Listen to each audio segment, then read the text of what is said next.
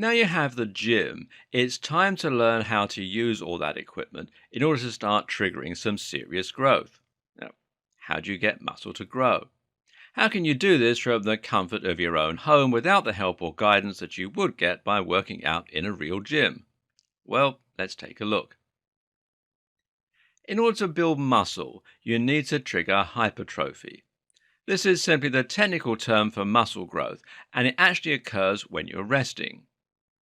This makes muscle building a two-part process. Part 1 is the exercise that breaks down the muscle and marks it for growth, and part 2 is the growth stage that occurs after you finish lifting, when you're at rest. And this can occur through two separate methods. These are myofibrillar hypertrophy and sarcoplasmic hypertrophy. The precise science behind these principles is still something that's being argued, and there are those who deny that there are accurate descriptions. However, ask any bodybuilder, and they'll tell you there are broadly two ways to build muscle that seemingly correlate with these concepts. And these two ways are muscle damage and metabolic stress. On top of that, you have something else at play, which is the ability to build strength. Strength is often, but not always, related to muscle size. The other factor involved, that you need to account for, is muscle fiber recruitment. Okay, so that's a lot of words I just threw at you. What does any of it mean? Simply put, your muscles are made up of lots of tiny strands called muscle fibers. These are actually cells, just like the cells that make up the rest of your body and the neurons that make up your brain. That means they have nuclei and sarcoplasm, if you remember enough of your high school biology. The difference is that muscle fibers have multiple nuclei and they also have the ability to telescope in order to contract and expand. Of course, when this happens en masse, it causes your muscles to contract and expand too, and that's how you lift things in the gym.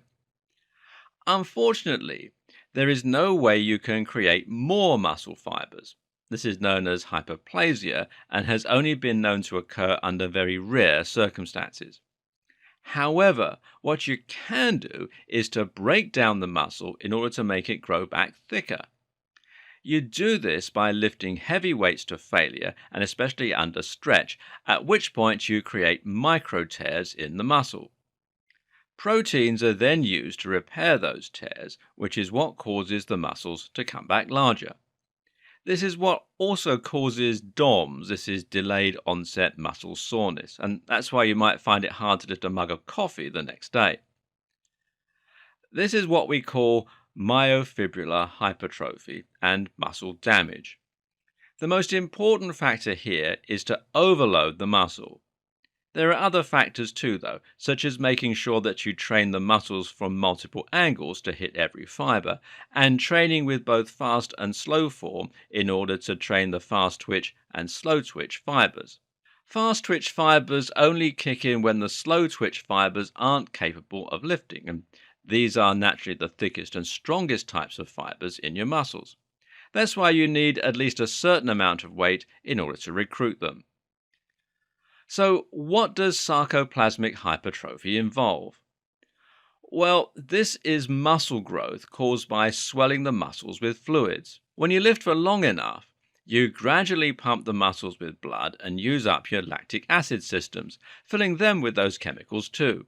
In other words, the part of your body that is working will start to become swollen with blood, nutrients, oxygen, and energy.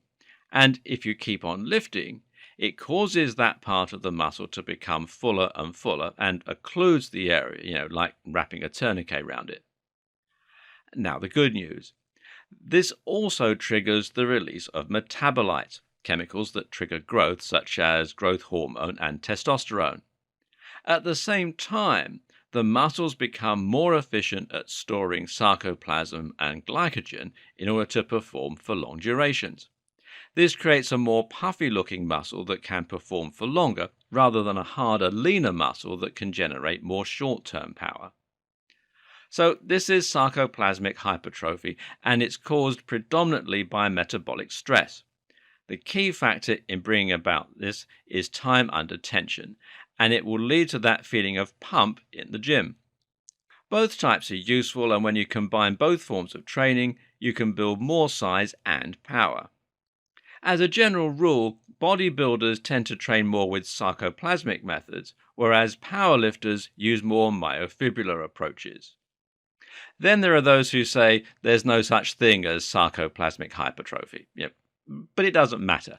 Think of this as a useful cognitive tool for understanding the process. At the end of the day, bodybuilders know that lifting heavy for small reps equates to more power, while lifting lighter for high reps equates to strength. Combining both is power building. Finally, there's one more concept we need to recognize here: muscle fiber recruitment. Because if you look at someone like Bruce Lee, you'll see that it is possible to be immensely strong without having to have a lot of muscle size. How? By using a higher percentage of your muscle fiber in every movement. Bruce Lee was a master of this, but there are a number of ways you can train to gain more control over your muscle fiber. The main key is to train at the very highest end of what you're capable of, resistance-wise. This forces your body to recruit as many of the fastest twitch fibers in the muscle as possible, which strengthens the neuromuscular junction to increase your raw power output. Bruce Lee would even use a technique called static contraction, where he would push or pull against an immovable force to practice generating as much power as possible. Add this to your routine, and you'll become even more deadly.